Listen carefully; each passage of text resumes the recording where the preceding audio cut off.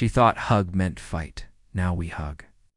Every day anyway, asterisk Dr. Marcus Webb adjusted his translation device for the third time as he walked through the crystalline corridors of the Cathari embassy.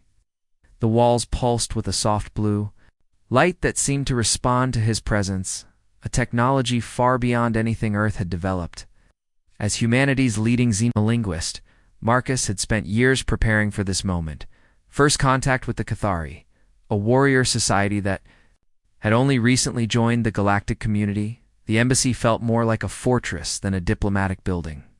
Everywhere Marcus looked, he saw displays of weapons and armor, intricate carvings that told stories of ancient battles, and ceremonial banners that spoke of honor and strength. The Cathari were a proud people, and everything about their architecture screamed power and dominance.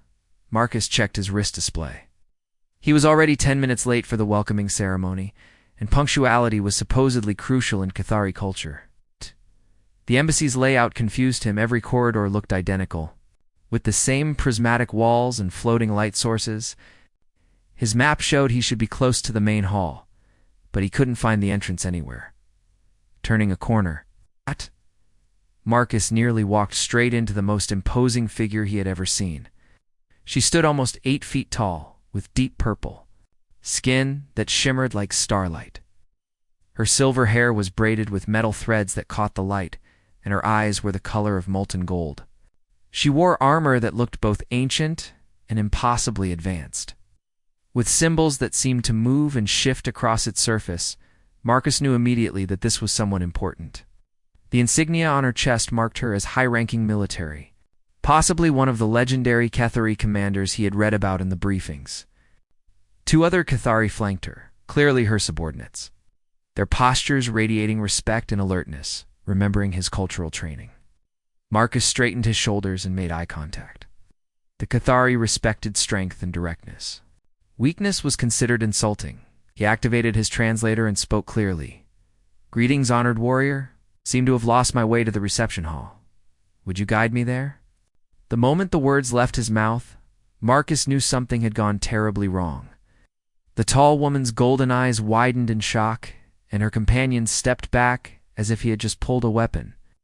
One of them reached for what looked like a ceremonial blade before the commander raised her hand to stop them. The woman's voice was deep and melodious when she spoke, like distant thunder rolling across mountains.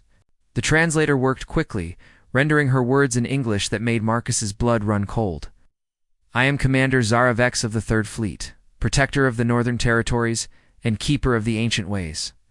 I accept your challenge to the Zephyrian bond trial. By the laws of our ancestors, I am bound by honor to accept such a bold declaration made in public witness." Marcus felt the world spinning around him. Wait, there's been a mistake. I wasn't challenging anyone to anything. I just asked for directions. But the translator seemed to be malfunctioning, garbling his words into something completely different. Commander Zara stepped forward and grasped his forearm in what was clearly a ceremonial gesture. Her grip was firm but surprisingly warm, and Marcus could feel the strength in her fingers. "The trial begins at dawn," she declared, her golden eyes locked onto his with an intensity that made him forget to breathe. 7 days in the sanctuary of Thyros, human. We shall see if you are worthy of the bond you have proposed." With that, she released him and strode away, her entourage following like shadows. Marcus stood frozen in the corridor, his mind trying to process what had just happened. One of Zara's subordinates lingered behind, a shorter Cathari with intricate facial tattoos. "What just happened?" Marcus whispered, his voice barely audible. The Cathari's expression held what might have been sympathy. "You have invoked the Zephyrian trial, human. It is our most sacred bonding ritual, reserved for those who would unite their lives in service to both their peoples. Once declared publicly, it cannot be refused without bringing dishonor to both participants." Marcus felt his knees go weak. Bonding ritual. "I was asking for directions to a party. Your translation device failed you, it seems, but the ritual has been invoked. To refuse now would insult Commander Zara and potentially destroy the peace negotiations between our peoples." The weight of the situation crashed down on Marcus like a collapsing building. 7 days alone with a warrior commander who thought he had proposed some kind of sacred marriage ritual. all because of a malfunctioning translator. What does this trial involve? He managed to ask. Survival, cooperation, and the testing of compatibility. You and the commander will be transported to Thyros, our sacred moon, with minimal supplies.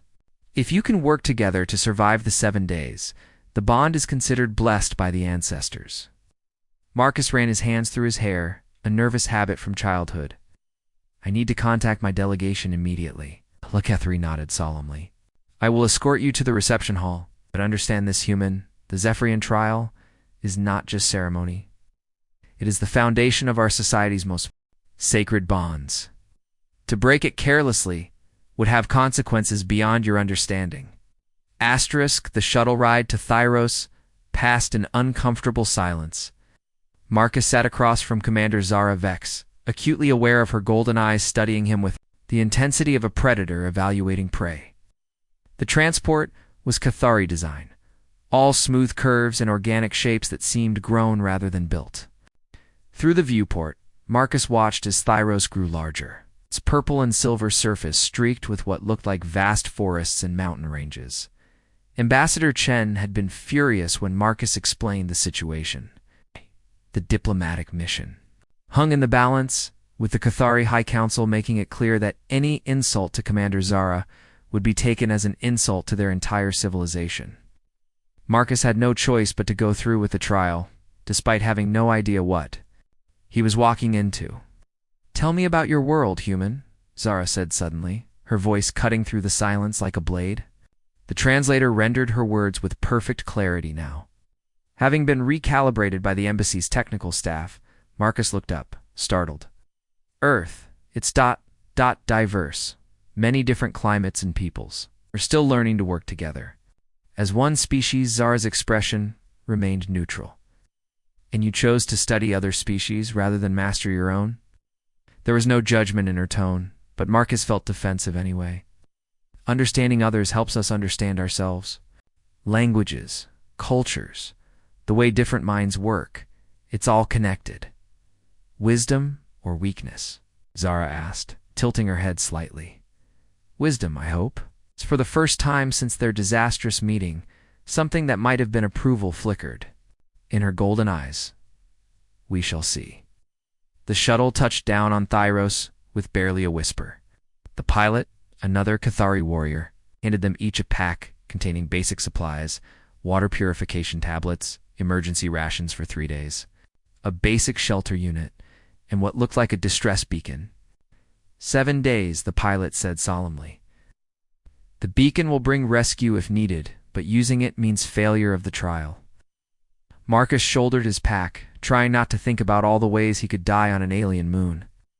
Zara moved with the fluid grace of a natural predator, her every motion efficient and purposeful. She had traded her ceremonial armor for practical gear. But she still looked every inch the warrior commander. The moment they stepped off the shuttle, Marcus felt the difference in Thyros' environment. The air was thinner than Earth standard, with a sharp, clean scent that reminded him of mountain forests after rain.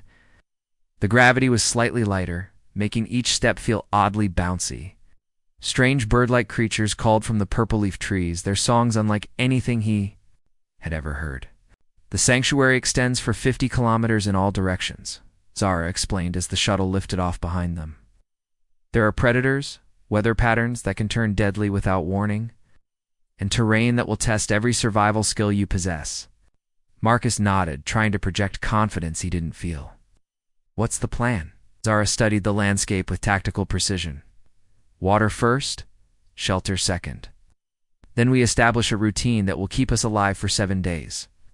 She set off into the forest without waiting for his response, moving with the confident stride of someone who had survived far worse than an alien wilderness. Marcus hurried to keep up, his pack already feeling heavier than it had moments before. The first few hours passed in tense efficiency. Zara located a stream with water that tested clean, then found a clearing large enough for their shelter, but protected from the worst wind. She worked with mechanical precision, every action purposeful and economical. Marcus tried to help but felt clumsy and useless compared to her natural competence. "You're trying too hard," she said, as he struggled with the shelter's unfamiliar. "Fastenings, panic makes prey, calm makes predators." Is that Cathari wisdom? Survival wisdom? Every species learns it or dies. That evening, as they sat around a small fire eating their rations, Marcus watched Zara's face in the flickering light. Away from the formal setting of the embassy, she seemed somehow more human, if that term could apply to an 8-foot-tall alien warrior. There was intelligence in her golden eyes, and something else he couldn't quite identify. "Why did you accept?" he asked suddenly. "The trial, I mean." Could have explained the translation error. Zara was quiet for so long that Marcus wondered if she would answer. When she finally spoke, her voice was softer than before. "Because you looked me in the eyes when you spoke. Most species either cower before Cathari or try to dominate us. You didn't neither. You spoke as an equal." Marcus stared into the fire, processing her words. "Even though it was an accident. Perhaps. Or perhaps your translator simply revealed what your heart intended." Before Marcus could respond to that cryptic statement, a sound echoed through the forest that made his blood freeze. It was part roar, part shriek, and completely terrifying. Zara was on her feet instantly, a wicked-looking blade appearing in her hand as if by magic. "Thornback prowler," she said grimly. "They hunt at night. Stay close to the fire." Marcus grabbed the only weapon he had, a utility knife that suddenly seemed pathetically inadequate. The sounds grew closer, accompanied by the crash of something large moving through the underbrush. "If it attacks," Zara said quietly, her body coiled like a spring, "stay behind me and do exactly what I say." Golden eyes reflected the firelight. At the edge of the clearing, and Marcus realized their trial had just become a fight for survival. The thornback prowler emerged from the shadows like a nightmare given form. It stood 7 feet tall at the shoulder, its body covered in crystalline spikes that gleamed in the firelight. 6 legs ending in razor-sharp claws supported a serpentine, neck topped by a head full of teeth designed for tearing flesh. Its eyes glowed with predatory intelligence as it studied the 2 small figures by the fire. Marcus felt his legs go weak, but Zara moved with fluid grace, placing herself between him and the creature. Her blade caught the firelight, revealing intricate engravings along its edge that seemed to pulse with their own inner light. "When I move," she whispered, "grab a burning branch from the fire. They hate flame." The prowler circled them slowly, its claws making soft clicking sounds against the rocky ground. Marcus could smell its musk, sharp and predatory like copper and ozone. His hands shook as he reached for a piece of burning wood, trying not to make any sudden movements that might trigger an attack. Zara and the creature faced each other in a deadly dance, neither making the first move. The Cathari commander's breathing was steady and controlled, her golden eyes never leaving the prowler's massive head. Marcus had never seen anyone so completely in their element, so perfectly adapted for violence. The attack came without warning. The prowler lunged forward with shocking speed, its massive jaws snapping at Zara's torso. She spun aside like liquid mercury, her blade tracing a silver arc that opened a line of blue blood along the creature's flank. The prowler shrieked in rage and pain, spinning to face her again. "Now," Zara shouted. Marcus lunged forward with his makeshift torch, the flames hissing as they contacted the creature's crystalline spikes. The prowler recoiled, clearly hurt by the fire, giving Zara the opening she needed. Blade found the joint, between neck and shoulder, sliding between armor plates with surgical precision. The prowler collapsed with a thunderous crash, its death throes sending sparks flying from the fire. Marcus stood frozen, torch still clutched in his trembling hands, as Zara cleaned her blade with practiced efficiency. "Well done," she said simply, as if they had just completed a routine training exercise rather than fighting for their lives. Marcus sank down beside the fire, adrenaline leaving him shaky and weak. "Does this happen often during your bonding trials?" Zara's mouth quirked upward in what might have been a smile. I rose. "Tests everything. Courage, cooperation, trust." The prowler was drawn by our fire, but it also gave us a chance to see how we worked together. "And how did we do?" "You didn't run. You followed orders. You acted when needed. She settled beside him, close enough that he could feel the warmth radiating from her skin.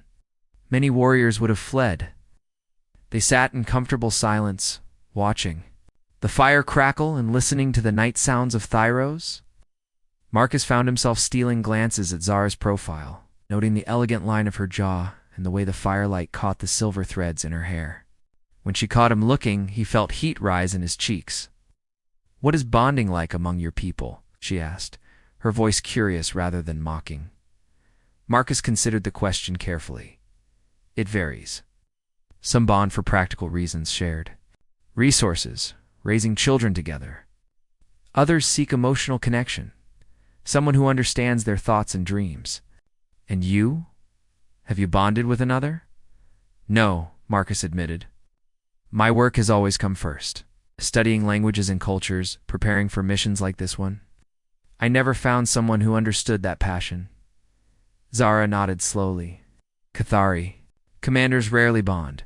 Duty comes before personal desires. The fleet is our family, our warriors, our children. Doesn't that get lonely?" The question seemed to surprise her. She was quiet for a long moment, staring into the flames.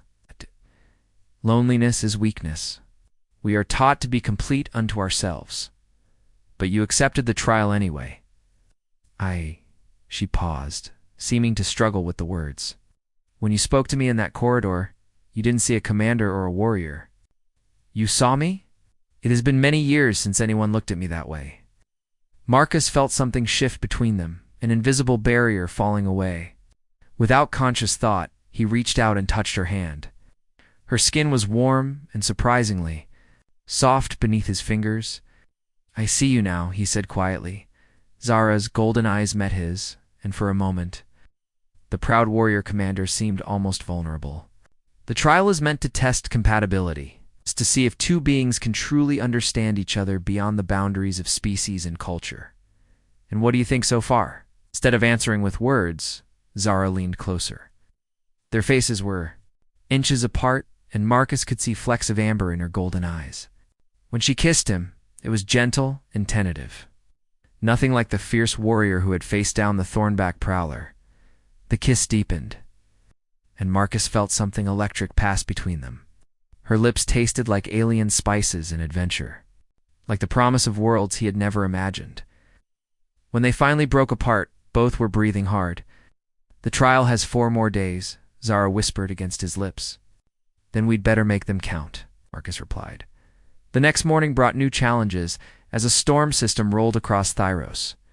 The winds howled through the forest with enough force to bend the massive purple trees, and rain fell in sheets that turned the ground into treacherous mud. Their shelter, designed for normal weather, leaked badly and threatened to collapse entirely. "We need better protection," Zara shouted over the wind. "There's a cave system about 2 kilometers north. We'll have to move fast before the ground becomes impassable." They packed quickly, leaving behind anything not essential for survival. The journey through the storm-lashed forest was a nightmare of slipping on wet rocks and pushing through wind that tried to knock them off their feet. Marcus's human reflexes weren't fast enough to navigate the treacherous terrain, and twice, Zara had to catch him before he fell. When they finally reached the caves, both were soaked and exhausted. The entrance was narrow, but opened into a larger chamber that stayed dry despite the raging storm outside. Marcus collapsed against the stone wall, grateful to be out of the wind. "We'll stay here until the storm passes," Zara said, wringing water from her hair. It could be hours or days. "Together?" Marcus asked, suddenly very aware of how small the cave was. Zara's golden eyes held his. "Together." As the hours passed and the storm continued to rage outside, they found themselves talking about everything and nothing. Marcus shared stories of Earth's diverse cultures and languages, while Zara spoke of growing up in the Cathari military academies, of the pressure to prove herself worthy of command. "I was always the smallest in my class," she admitted, her usual commanding presence softened by the intimate setting. Had to be twice as fierce, twice as skilled to earn respect.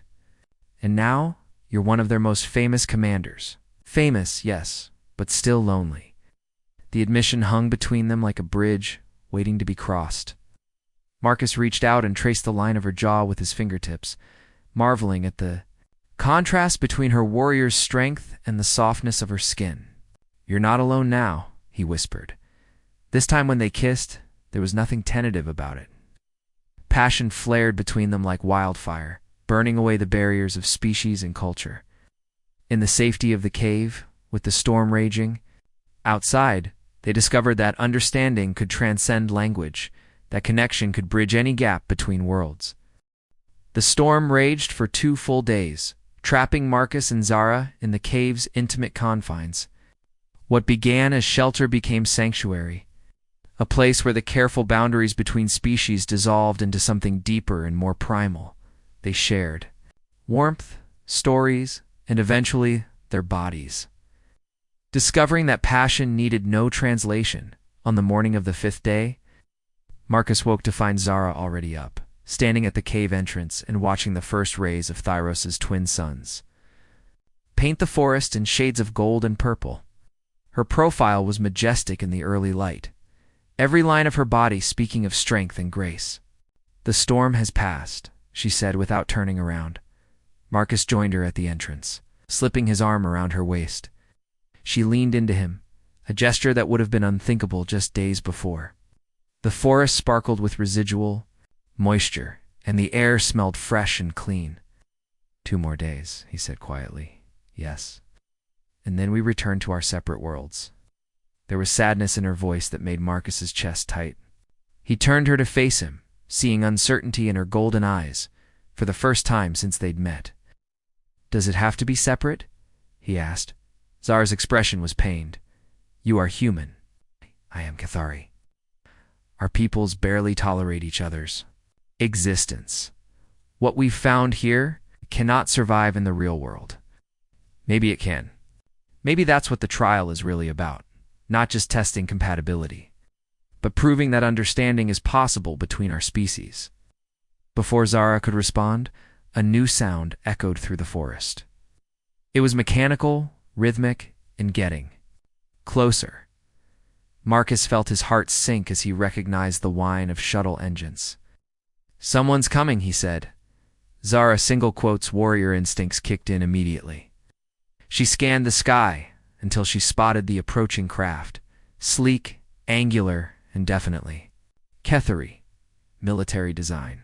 Her expression hardened into the commanding mask Marcus remembered from their first meeting. "That's a pursuit interceptor from my fleet," she said grimly. "They've come for me." The shuttle touched down in the clearing where they had first made camp, its engines sending up clouds of steam from the wet ground. 3 Cathari warriors emerged, their armor bearing the insignia of Zara's command. The leader, a tall female with intricate silver tattoos covering her arms, approached with respectful caution. "Commander Zara," she said, her tone formal. "The High Council has ordered your immediate return. There are complications with the human delegation." Zara straightened to her full height, every inch the fleet commander once again. "What complications?" "The human ambassador has been pressuring the council to declare the trial invalid due to the translation error. She claims you are being held against your will in some primitive bonding ritual." Marcus felt anger flare in his chest. Ambassador Chen was trying to end the trial, probably to save face for the diplomatic mission. She had no idea what he and Zara had discovered together. "I am here by choice," Zara said firmly. "The trial continues until its natural conclusion." The warrior looked uncomfortable. "Commander, with respect, the Council fears this situation is damaging relations with Earth. They want you back immediately to handle the diplomatic crisis." Zara looked at Marcus, conflict clear in her golden eyes. Duty warred with personal desire, and Marcus could see her military training winning the battle. She had spent her entire life putting her people's needs before her own. "Go," he said quietly. "Your people need you." "Marcus, ... I understand. Duty comes first. It's one of the things I admire about you." Zara's expression cracked slightly, revealing the pain beneath her commander's mask. She stepped closer, close enough that the other warriors couldn't hear her whispered words. "This isn't over. What we found here what we've become to each other, I won't let politics destroy it." She kissed him then, in full view of her subordinates, a declaration that sent shockwaves through the small group. When she pulled back, her golden eyes blazed with determination. "Return to your people," she told him, "but know that you carry my heart with you." With that, she strode toward the shuttle, her warriors falling into formation behind her. Marcus watched helplessly as the craft lifted off, taking Zara away from him and back to a world that would try to tear them apart. The rescue shuttle that came for Marcus. 2 hours later was Earth's design, cramped and functional compared to the elegant Ketheri vessel. Ambassador Chen met him at the embassy landing pad, her expression thunderous. "Do you have any idea what you've done?" she demanded before he was even fully off the shuttle. "The Ketheri High Council is in chaos. Some want to declare war. Others want to cut off all diplomatic contact. And that commander of yours has locked herself in her quarters and refuses to speak to anyone." Marcus felt a surge of fierce protectiveness. "Her name is Zara. And what we discovered during the trial could change everything between our species." "What you discovered," Chen said coldly, "is that alien bonding rituals are not suitable diplomatic tools. The Council is demanding reparations for the insult to their commander."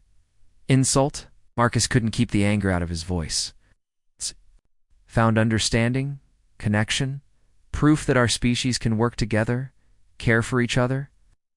You found a week-long fling with an alien. Don't romanticize it into something it's not." Marcus stared at the ambassador, realizing that she would never understand what he and Zara had shared. To Chen, it was all just political complications and diplomatic embarrassments. She couldn't see the bridge they had built between two worlds. "Want to speak to her?" he said firmly. "Absolutely not. You're confined to quarters until we can arrange transport back to Earth. This incident is over, Cade." But as Marcus was escorted to his temporary housing, he caught a glimpse of purple skin and silver hair at an embassy window. Zara was watching, and when their eyes met across the courtyard, he saw the same determination in her golden gaze that burned in his own chest. The trial might be over, but their story was just beginning. That night, as Marcus lay awake in his narrow quarters, a soft sound at his window made him turn. A small device had been slipped through the bars, a Ketheri communication unit, surface inscribed with symbols he was beginning to recognize. Zara's voice whispered from the device, speaking in careful English. "Tomorrow night, the old garden. Behind the embassy's east wing, we have much to discuss." Marcus smiled in the darkness, hope blooming in his chest like a flower reaching for sunlight. Their love might be complicated by politics and prejudice, but it was far from impossible. The old garden was a forgotten corner of the Ketheri embassy, overgrown with native plants that bloomed only in Thyrus's reflected moonlight. Marcus made his way through the shadows, his heart racing with anticipation and fear. Security was tight.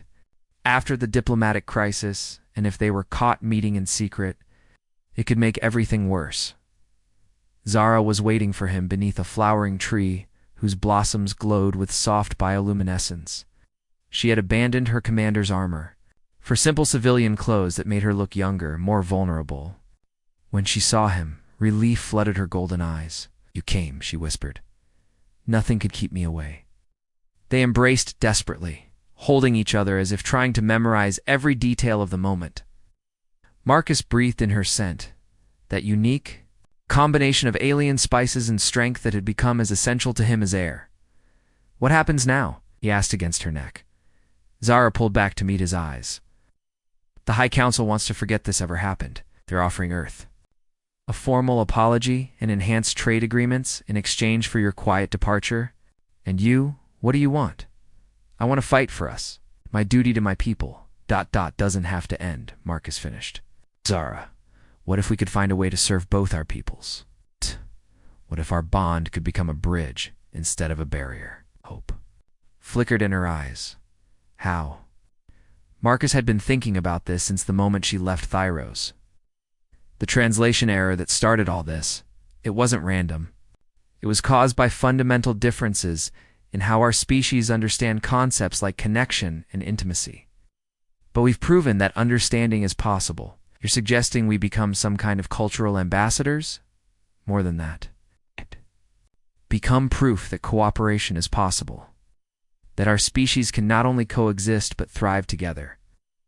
Zara was quiet for a long moment, her tactical mind working through the possibilities. It would be unprecedented. The Council would never approve. Then we make them see the necessity. The galaxy is getting smaller, Zara. Our species are going to encounter each other more and more. We can either fight over our differences or learn from them. Footsteps crunched on gravel nearby, and they sprang apart. Kethri guard rounded the corner, his weapon drawn but not aimed. Marcus recognized him as one of Zara's subordinates from Thyros. "Commander," the guard said respectfully, "security is conducting sweeps. You should return to quarters." Zara nodded, but Marcus could see her mind racing. "Reagan, how do the warriors feel about the human diplomatic crisis?" The guard looked uncomfortable. "If I may speak freely, Commander, many of us were inspired by your acceptance of the trial. It showed courage and honor. Some wonder if the High Council fears human influence more than they value Cathari principles. Thank you for your honesty. Dismissed."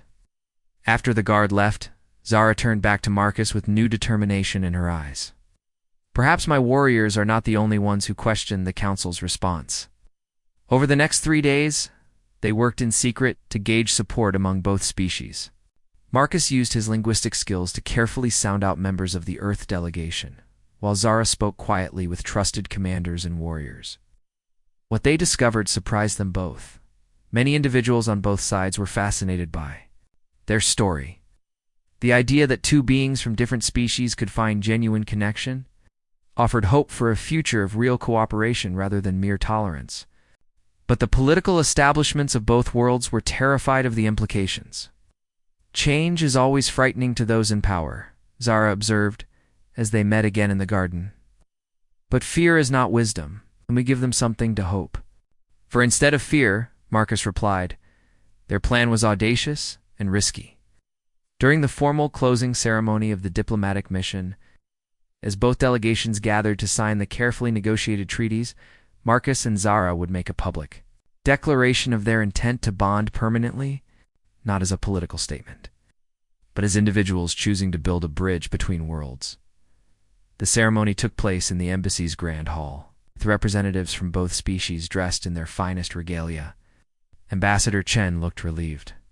As she prepared to sign documents that would smooth over the diplomatic crisis with generous trade concessions, the Cathari High Council maintained their stoic dignity, treating the whole affair as an unfortunate but concluded matter. Marcus stood with the Earth delegation, trying to look appropriately diplomatic while his heart hammered against his ribs. Across the hall, Zara maintained her commander's composure, but he could see the tension in the set of her shoulders. "Before we conclude this historic accord," Ambassador Chen began, "I want to acknowledge that cultural misunderstandings, while regrettable, can sometimes lead to greater understanding between our peoples." It was Marcus's cue. He stepped forward, feeling every eye in the room turn toward him. "Ambassador, if I may," he said, his voice carrying clearly through the hall.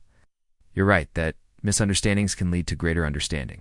I'd like to share what I learned during my time on Thyros." Chun's eyes widened in alarm, but Marcus continued before she could stop him. "I learned that connection transcends species, that to beings willing to look beyond surface differences can find profound compatibility. And I learned that love, real love, doesn't recognize the boundaries we try to impose on it."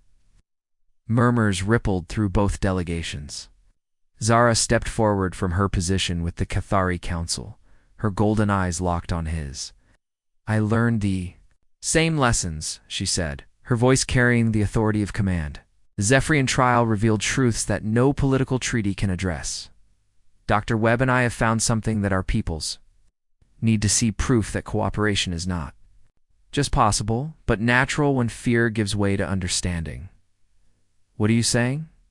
demanded the Cathari High Counselor, an ancient female with silver skin and eyes like chips of ice. Zara straightened to her full height, every inch the proud commander. "I am saying that I choose to complete the Zephyrian trial. Dr. Webb and I request formal recognition of our bond, not as a diplomatic gesture, but as a personal choice that we hope will inspire both our peoples." The hall erupted in chaos. Some shouted in anger, others in surprise, but Marcus noticed that many faces showed curiosity rather than outrage. He moved to stand beside Zara, taking her hand in a gesture that was both intimate and defiant. "Our species face a choice," he said, raising his voice above the commotion. "We can let fear divide us, or we can choose to build bridges. Zara and I are willing to be that bridge, if you'll let us." Ambassador Chen looked like she had aged 10 years. "In as many seconds, this is highly irregular, Dr. Webb, you're exceeding your authority." "And give me new authority," Marcus replied. "Create a position for joint cultural exchange. Let us prove that understanding is possible." The Cathari High Counselor was equally displeased. "Commander Zara, you forget your duty to your people." "I remember my duty to all people," Zara replied. "Firmly, Cathari, human, and whatever species we encounter in the future. The galaxy is vast, but it grows smaller every day. We must learn to live together." An older Cathari warrior stepped forward from the assembled crowd.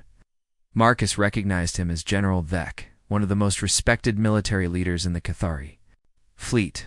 "With respect, High Counselor," Sek said, "Commander Zara has served with distinction for 20 years. Her courage and judgment have saved countless lives. If she believes this human is worthy of the sacred bond, perhaps we should consider why rather than simply refusing." Similar voices began to rise from both delegations. Younger diplomats, curious scientists, and military officers who had worked alongside members of the other species all began to speak up. Not everyone supported the idea, but enough did to shift the atmosphere in the room from outrage to genuine debate. 6 months later, Marcus and Zara stood together on the observation deck of the joint research station they had helped establish in neutral space. Through the vast windows, they could see ships from both Earth and Cathari, flying together on patrol, their crews learning to work as unified teams. "Any regrets?" Marcus asked, slipping his arm around Zara's waist. She leaned into him, watching. A group of human and Cathari children play together in the station's garden dome. Their own daughter, a beautiful girl with her mother's golden eyes and her father's curiosity, was among them, chattering away in the hybrid language that was becoming common among the younger generation. "Only that we waited so long to take the leap," Zara replied, pressing a kiss to his temple. Their love story had become something larger than themselves, a symbol of hope for cooperation between species.